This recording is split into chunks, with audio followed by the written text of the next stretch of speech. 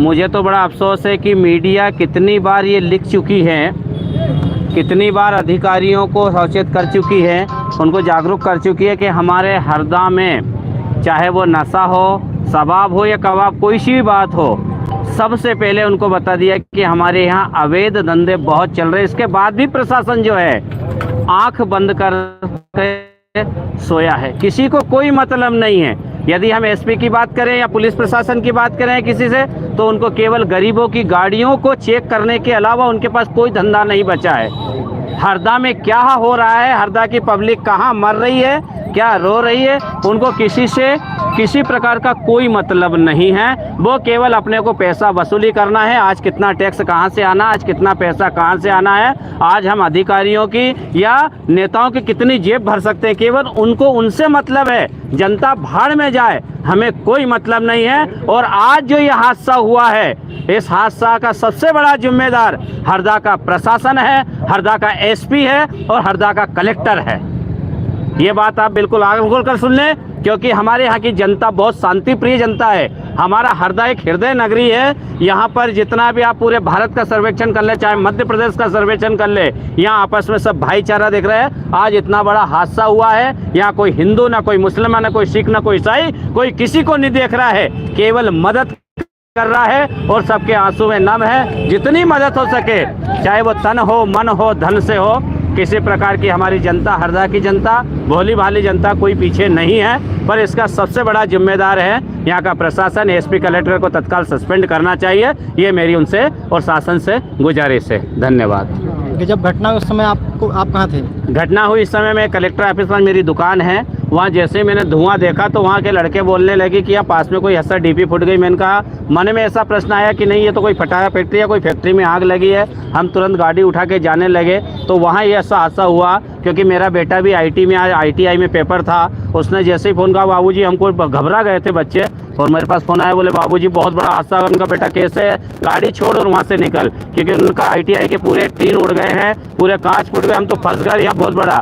जैसे तैसे ईश्वर की कृपा थी कि वहाँ भी एक भी बच्चों का बाल बांका नहीं हुआ। वहाँ के शिक्षक बहुत समझदार थे, उन्होंने बच्चों को आईटीआई कॉलेज से निकाला और सारे बच्चे सुरक्षित निकाले। उस समय हम भी पहुँच गए थे, सारे बच्चे अपने तक गंतव्य पे पहुंच गए थे। हमने प्राइवेट स्कूल ग्रुप पे भी लिखा, मैं संगठन प्रमुख हूँ, हमने लिखा कि जितने आने जाने वाले बच्चे हैं प्राइवेट स्कूल वाले, सब बच्चों को हमने स्कूल में रोका और जब तक उनके प्रायोजन नहीं आया हमने उनको गाड़ी को रवाना नहीं की।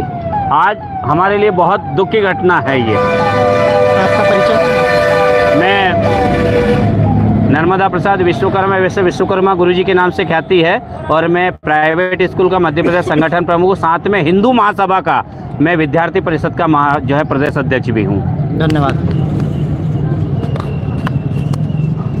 आपका परिचय? दीपक वशिष्ठ, मध्य प्रदेश किसान कांग्रेस सचिव।